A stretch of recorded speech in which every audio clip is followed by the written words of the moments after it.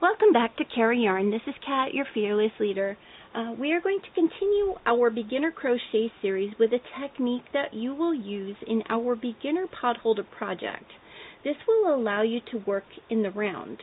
The materials that you're going to need is a crochet hook. I always use Addy swings because of my rheumatoid arthritis. That's just preference. You don't have to go out and get them. I do recommend them though because they are ergonomic. I am no way paid by them, but it's just a matter of preference. I also use yarn applicable to the project, but today I'm using the Lion brand Comfy Cotton yarn in the colorway of stained glass. You're also going to need some stitch markers. Now, stitch markers can come in various sizes and shapes, and I'm going to show you some different ones. This little guy here, my sheep, I use for knitting, and the reason being is that it actually can slide in and out of the needles, and you don't need to open it. You just slide it over and slide it back. With crochet, this type of stitch marker really isn't going to work because you can't open it to slide it in between the V-stitches on your crochet. So don't go and look for one of these if you're looking for a stitch marker for your crochet. What you're going to look for are stitch markers that actually open up. So this one looks like a little safety pin. You'll notice that you can open it and it'll easily slide into the little V's that are forming when you're crocheting.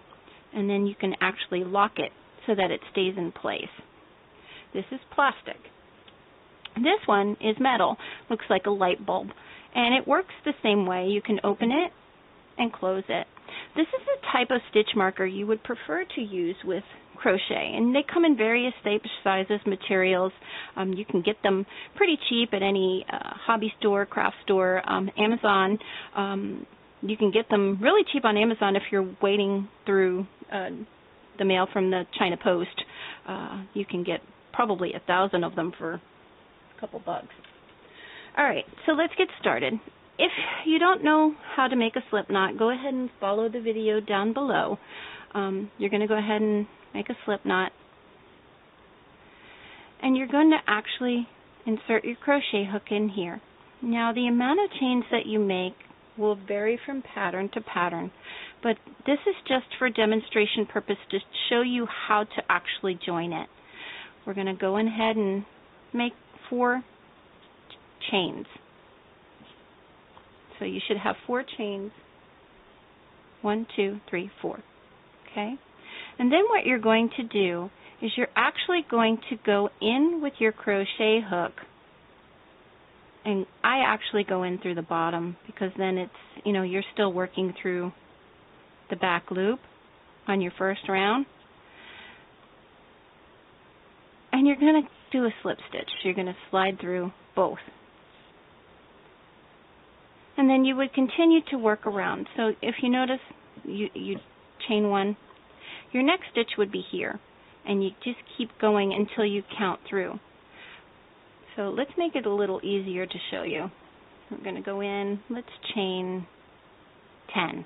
1, 2, 3, 4, 5, 6, 7, 8, 9, 10.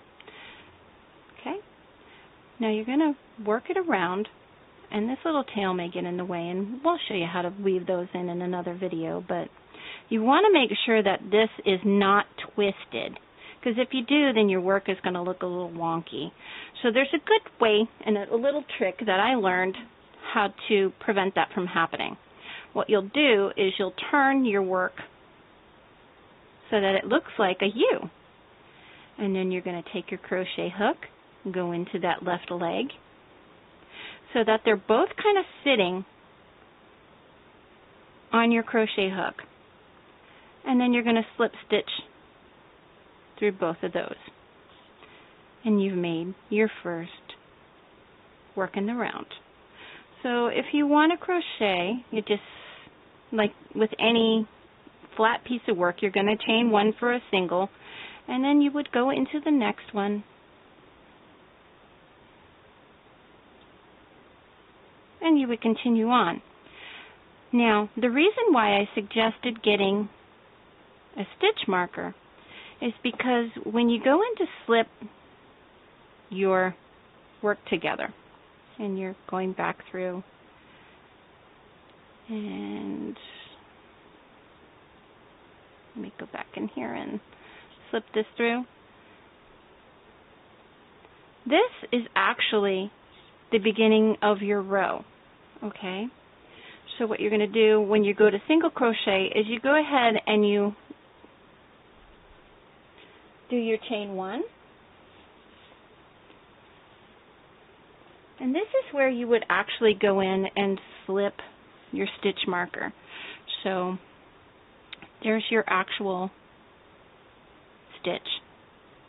And you can go in, and this is where you know that you're at the beginning of your round.